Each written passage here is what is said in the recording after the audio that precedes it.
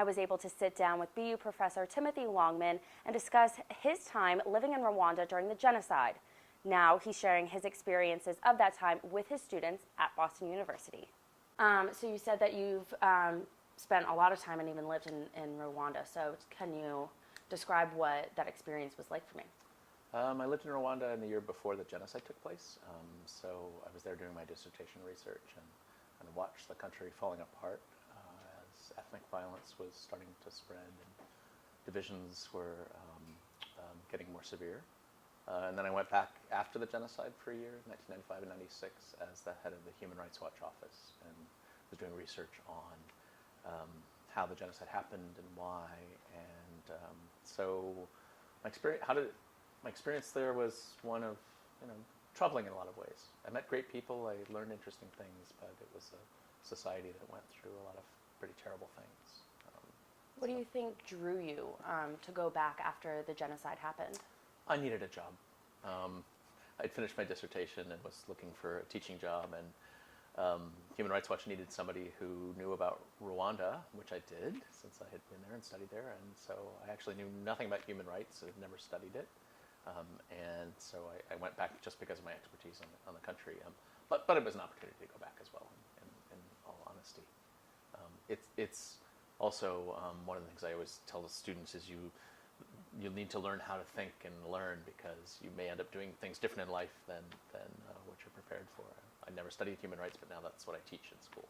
Yeah, yeah. So you mentioned that that kind of wasn't the path you were going to go down. So what was your path that you were going to go down before you decided to study human rights? Well, I got a PhD and was planning to teach, so it was just a year working for Human Rights Watch. But I've kept a foot in the policy world ever since. So I've done missions for Human Rights Watch in Burundi and in Congo.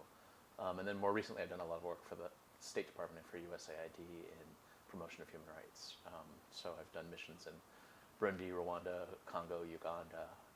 I've also gotten very involved with the Justice Department on working on war crimes cases related to Rwanda. So I've testified in 12 trials, I think, in the US and Canada, Sweden, Finland, the UK, all dealing with the Rwandan case. So for me, it's been interesting not just to be a professor who teaches in the classroom, but to try to apply my topics in some real life settings and to get involved in people who are actually changing policies. How do you make time to be involved in all these trials while also being a teacher?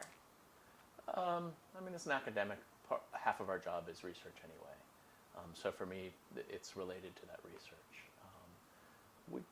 Being a professor is not a bad job.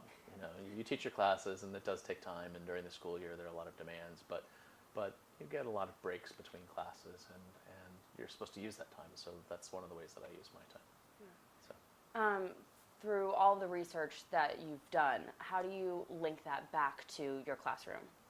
I try to bring in some of the personal experience into the class. I sometimes hear from students that I don't even do that enough, but I do think it helps me think a lot about how my classes can make a difference in getting students to think about their careers and how to apply what they're learning. For me, the knowledge is important, but it's important to think about how the knowledge affects the real world.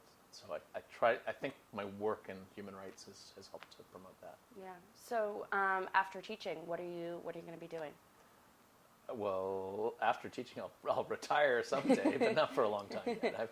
I got a good 15, 20 years before I retire. Will you ever go back to Rwanda? I go back, although I don't really think it's safe right now. Mm-hmm. So for me, because I've been critical of the government in recent years. So I go back to Africa quite a bit, but I probably won't go back to Rwanda for a while.